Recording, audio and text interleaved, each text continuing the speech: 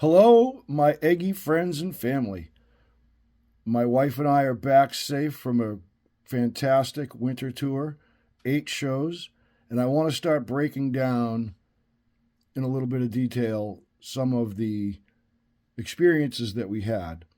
So, I that Oxford, Mississippi show at Proud Larry's was, I don't want to use hyperbole, but it was one of easily the top three Eggy shows I've ever been to.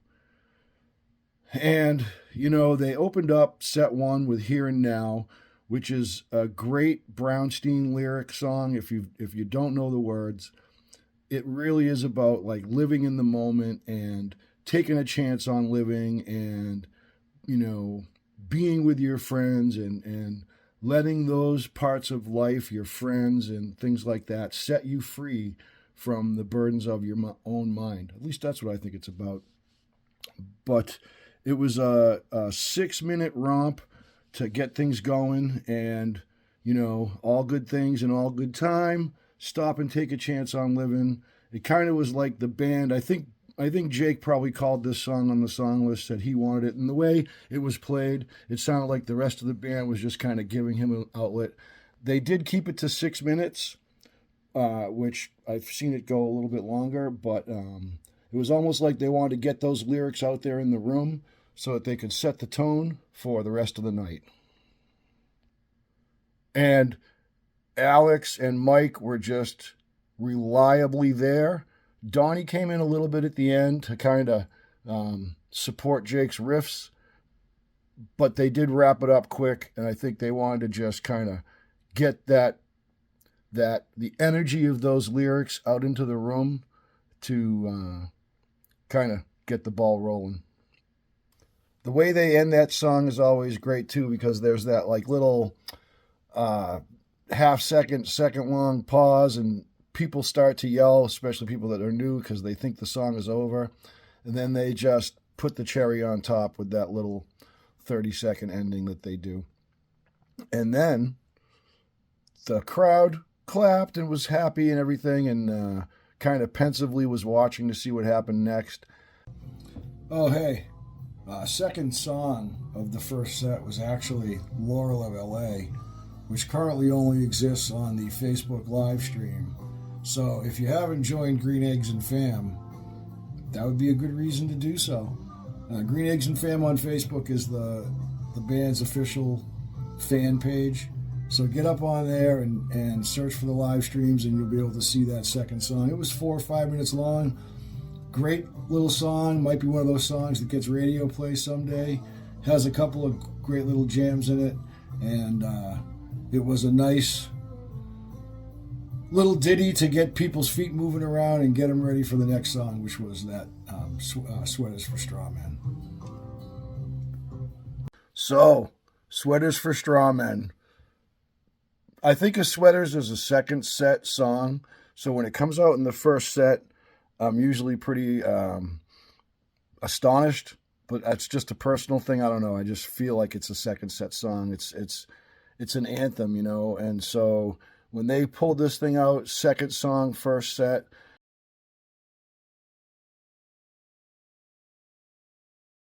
I was like, wow. And if you know the lyrics to this one too, it's a conundrum kind of in and of itself in some ways. The thievery of theft line, and there's a whole bunch in this song lyric wise that will get you thinking. But they own the room, and they say it in the song, and they sing like they're the Beatles. And Jake had a jam. They did like an early jam where Jake was pretty aggressive in this. In this song, he had like a kind of almost like a Chuck Berry tone going on early, and right after the first verse. And Donnie came in with like these honky tonk pianos that were fabulous. The way the musicians communicate with each other through their instruments is so much fun to watch. And in this song, it's no different. I think around halfway through, Alex sees an opening. Jake's out there just kind of doing his thing, and if they let him go, it's going to be a 25-minute song. And so Alex kind of sees an opportunity and pulls him back in a little bit. And then Jake kind of makes it come around a couple of times, and then Alex feeds it off again into that next like section of the song. With a few minutes left to go, Jake, I felt like I was going up a roller coaster, and Jake was just building and building and building, and Mike and Alex were feeding that tension, and he got to the top of his riff and kind of just like, the release of tension was unreal. The flowing jam that came after that was just fantastic.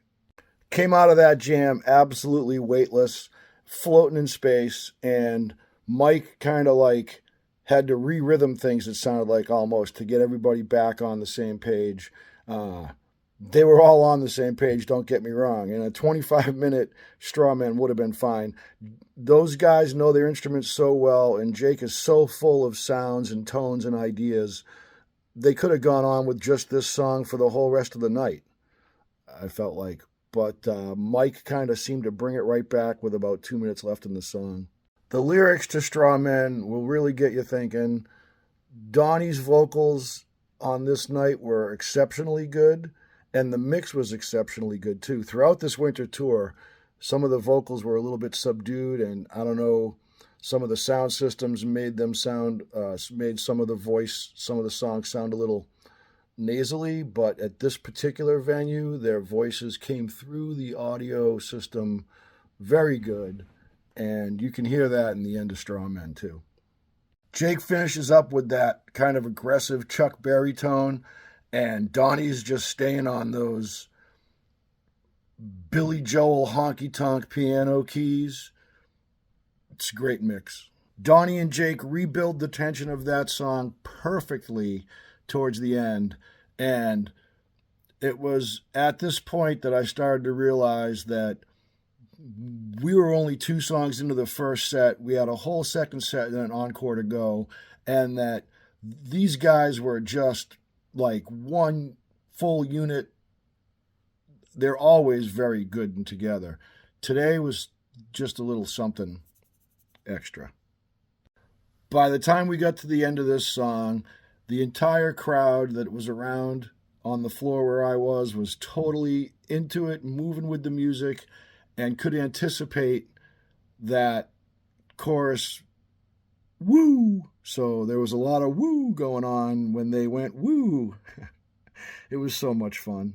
Alex got in on the woo game at the end too, with a few extra drum beats in there right towards the very end. There was like a one-note skip beat, and then Jake went right into Today and Tomorrow, a personal favorite of mine, and let's get into that.